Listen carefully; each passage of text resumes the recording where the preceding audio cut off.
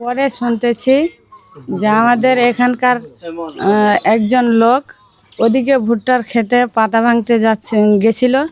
উনি পাম্পের পাশে বসেছিল। তারপরে এরা ছেলে আর ওনার মা বেলে নাকি ওখানে যাচ্ছিল, ওদিকে জানি কোথায় যে ফেলতে যাচ্ছিল। তো উনি আর কি বসেছিল, বুঝতে পারেনি। এনাকে মেয়েটাকে আর কি ছেলের মাকে পুরোটা দেখতে পায়নি, অর্ধেক কিছু দেখছে।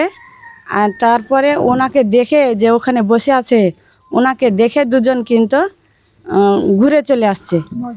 উনি কিন্তু মনে ডাউট করলে যে কে জেনে ঘুরে চলে গেল, হয়তো পাতা ভাঙতে আসছে না কোন লোক।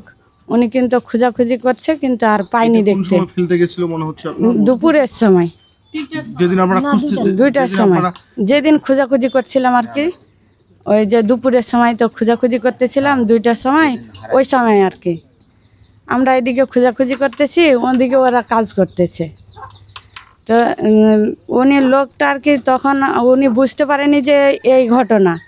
উনি আমাদের এই ঘটনা হওয়ার পরে আর কি যেদিন পাইলাম সেদিন আর কি বলতেছে, তাইলে ওরাই জানে ফেলতে গেছিলো। তো আমাকে দেখে ওরা ভয়ে ঘুরে আসছে। তো বাচ্চাটা নাকি মনে হয় ওদের বাড়িতেই ছিল, ওদের বাড়িতেই ছিল। না হলে তো বাইরে থাকলে তো কাদা পানি হচ্ছিল, বৃষ্টি হচ্ছিল, ধুয়ে বাচ্চাটা ছেঁদা হয়ে যেত। কিন্তু কচকচে যেরকম পলিস্টার করে বালু দিয়ে না, সেই বালু ওদের ঘরে আছে। ওই বালুতে বাচ্চাটা রাখছিল। আপনার কি মনে হচ্ছে যে বাচ্চাটাকে ওর বাড়িতেই নিয়ে গেছিল? কেন যে জায়গাটাতে বাচ্চাটা পাওয়া গেছে ওই জায়গাটাতে আমি আমার ছোট যা ওই জায়গাটা দিয়ে ভুট্টার ক্ষেত দিয়ে ভুট্টার পাতা উঠাই আমি ওই জায়গাটা খুঁজে আসছি। ওই জায়গাটাতে আমি পাইনি। সকাল ফজরের সময় আর কি, সবাই নামাজ পড়তেছিল ওই সময়। আবার ওই জায়গাতে পরে গিয়ে পেলেন? পরে গিয়ে আমি যখন তদন্ত নিয়ে আসলাম ওই মেয়েদের কাছ থেকে, তারপরে আমি সবাইকে বললাম যে ওই মোরসালিনকে ধরে নিয়ে আসো, ওদের বাড়ি পাহারা করো। তারপরে ওখানে পাহারা করতে বলছি। তারপরে সবাইকে যাইয়ে ওদের মুখে আবার তথ্য নিতে বলছি, যে আমার মুখে না বিশ্বাস হয়তো ওদেরকে যাইয়ে আবার তোমরা বলো। আমার দেবরকে, আমার গ্রামের লোককে সবাইকে ওখানে যাইতে বলছি। তারপরে আমি ওখান থেকে এসে এখানে কান্নাকাটি করতেছি। আবার ওই ছেলের মা এখানে দাঁড়াই আছে।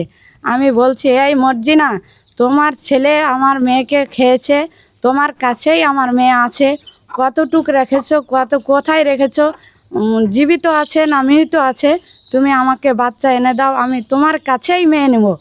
সে মর্জিনা কথা না বলে আমার পাশ থেকে চুপ করে হেঁটে চলে গেল। আপনার কি ওই সময় মনে হচ্ছিল যে জি ওদের কাছেই বাচ্চা আছে? আমি এখানে কান্নাকাটি করতে করতেই আবার লোকজন ওখানে তদন্ত নিয়ে আসার পরেই 25-30 জন আবার ওখানে খুঁজতে বলছে। মেয়েরা বলছে যে আপনারা এদিকেই খুঁজেন, পাবেন।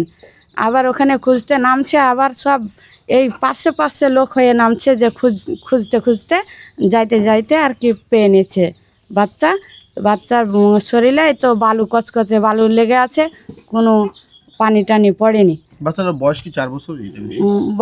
বাচ্চাটার বয়স হচ্ছে 2 মাস কম 4 বছর। আরো কম? জি, 3 বছর। কি চান এখন আপনি? আমি মা হিসাবে আমার বাচ্চার জীবিত কবর নিয়েছে, আমি এখন ওদের জীবিত কবর চাই, আমি আর কিছু চাই না। এটা নাকি আপোষের জন্য চাপাচাপি করতেছে একটা মহল। আমি ওগুলা কিছু চাই না। যে আমার কাছে আসবে, যে আপোষে আসো, তাকেই আমি আসামি চাই, আমি আর কিছু চাই না।